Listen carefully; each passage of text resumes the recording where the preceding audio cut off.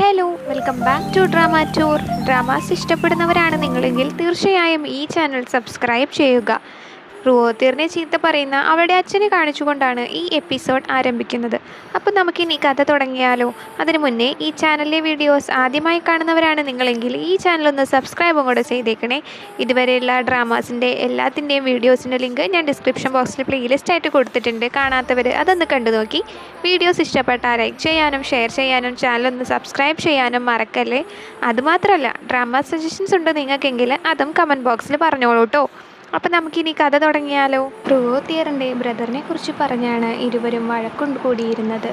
അതിനിടയിൽ അച്ഛൻ അമ്മയെ തള്ളിയിടുന്നുണ്ട്. അപ്പോഴാണ് ഷിയാമിയും റോസിയും ഫാനിയാനും വരുന്നതും ഷിയാമി റുവോത്തിറിനെ പിടിച്ചു മാറ്റി സേഫാക്കുന്നതും ഫാനിയാനും റോസിയും അച്ഛനെ സോറി അങ്കിൾ എന്നും പറഞ്ഞ് സോഫയിലേക്ക് പിടിച്ചിടുന്നതും.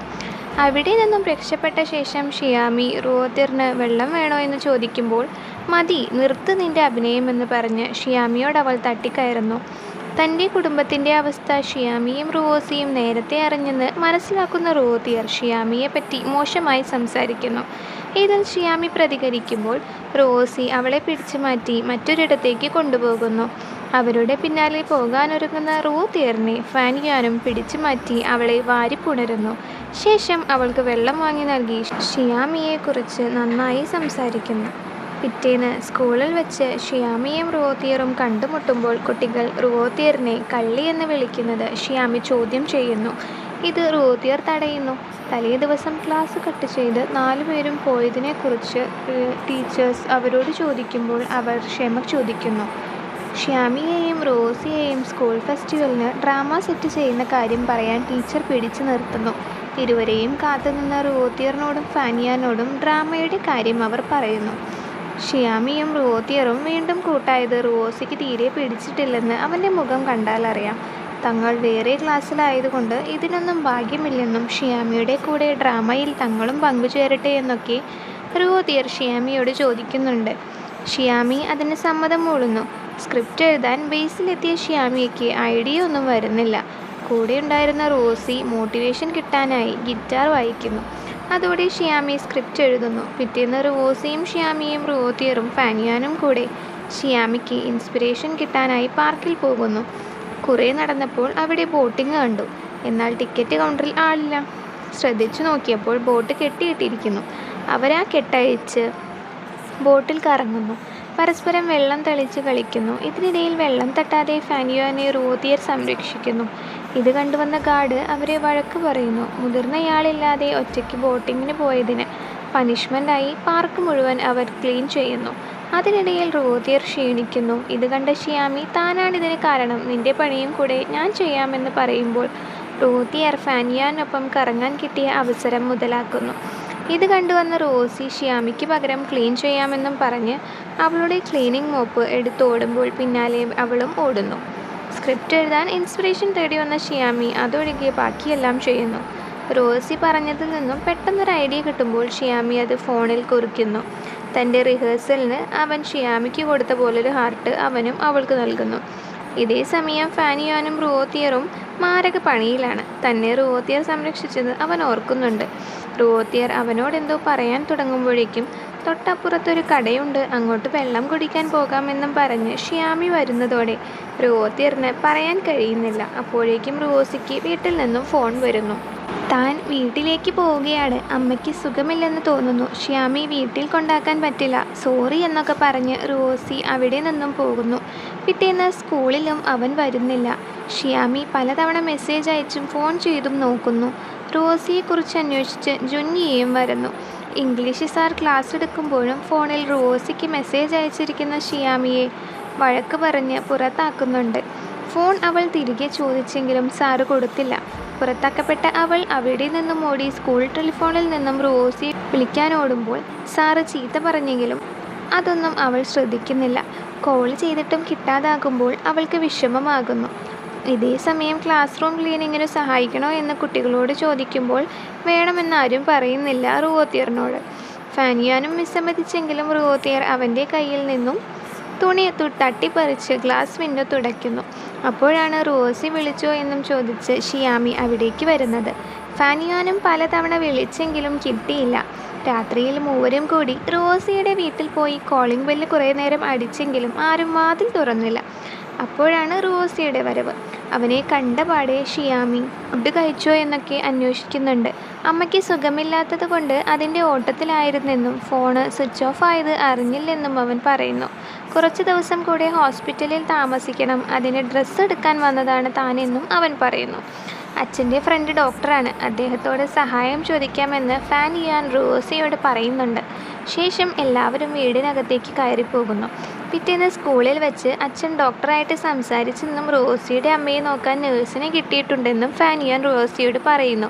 അതിൻ്റെ ആവശ്യം ഇനിയില്ല, ആൻറ്റി ഒരാളെ കണ്ടുപിടിച്ചിട്ടുണ്ടെന്ന് റോസി പറയുന്നുണ്ട്. ഷിയാമിയുടെ ഡ്രാമയ്ക്ക് ആളെ ഉണ്ടാക്കി കൊടുത്ത് സഹായിക്കാമോ എന്ന് റോസി ഫാനിയാനോട് ചോദിക്കുന്നുണ്ട്. തൻ്റെ അമ്മ ക്രിട്ടിക്കൽ സ്റ്റേജിൽ ആണെന്ന സങ്കടം അവൻ്റെ മുഖത്തുണ്ട്.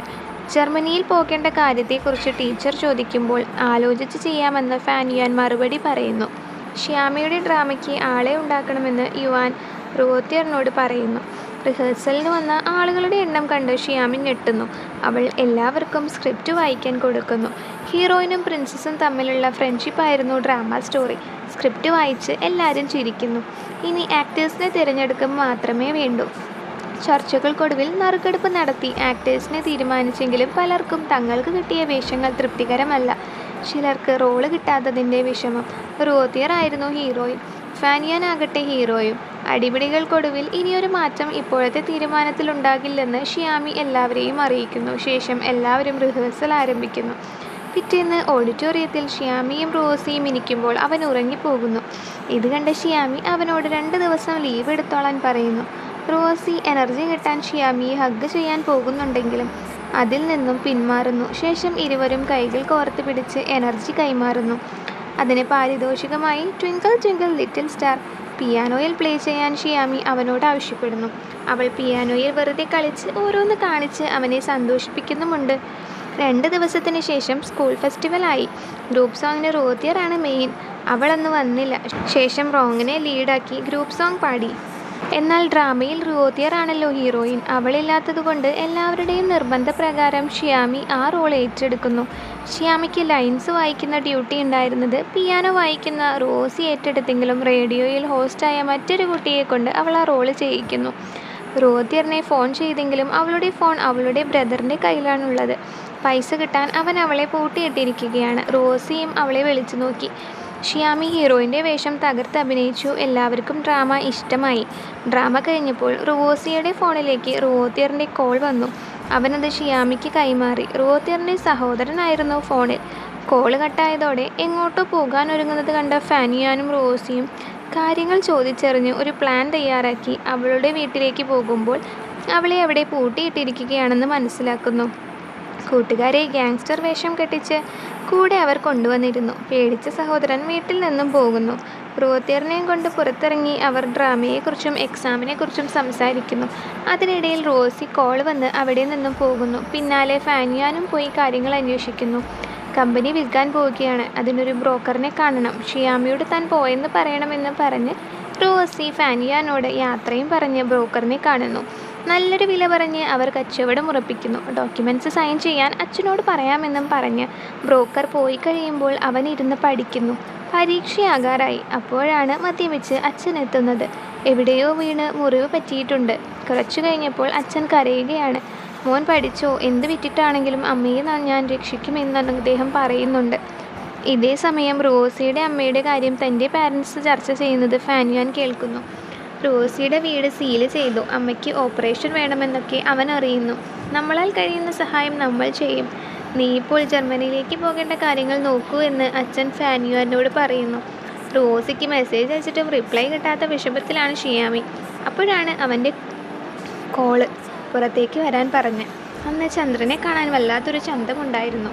ഷിയാമി അവനോട് പലതരത്തിലും കാര്യങ്ങൾ ചോദിച്ചറിയാൻ ശ്രമിക്കുന്നുണ്ടെങ്കിലും ഒന്നും നടന്നില്ല. അവൾ അവളുടെ പരാതികൾ അവനോട് പറഞ്ഞു. ഇരുവരും ചന്ദ്രനെ നോക്കി പ്രാർത്ഥിക്കുന്നു. ശേഷം ഷിയാമി പണ്ട് റോസി അവൾക്ക് നൽകിയ ഷൂട്ടിംഗ് സ്റ്റാർ നൽകിക്കൊണ്ട് ഇത് നമ്മൾ തമ്മിലുള്ള പ്രോമിസ് ആണെന്ന് പറയുന്നു. നമ്മൾ ഒന്നിച്ച് ഫിലിം അക്കാഡമിയിൽ പഠിക്കാൻ പോകുമെന്ന് ഷിയാമി പറയുമ്പോൾ റോസിക്ക് അത് വിശ്വസിക്കാനാകാത്ത വിധം നിൽക്കുമ്പോൾ ഷിയാമി തിരികെ ഓടിപ്പോകുന്ന സീനിലാണ് ഈ എപ്പിസോഡ് അവസാനിക്കുന്നത്. ഇനി എന്താണ് സംഭവിക്കുന്നതെന്നറിയണ്ടേ? അതറിയാൻ അടുത്ത വീഡിയോ വരെ കാത്തിരിക്കുക. ഇത്തരം വീഡിയോസ് ഇഷ്ടപ്പെടുന്നവരാണ് നിങ്ങളെങ്കിൽ തീർച്ചയായും ഈ ചാനൽ സബ്സ്ക്രൈബ് ചെയ്യുക. Thank you for watching.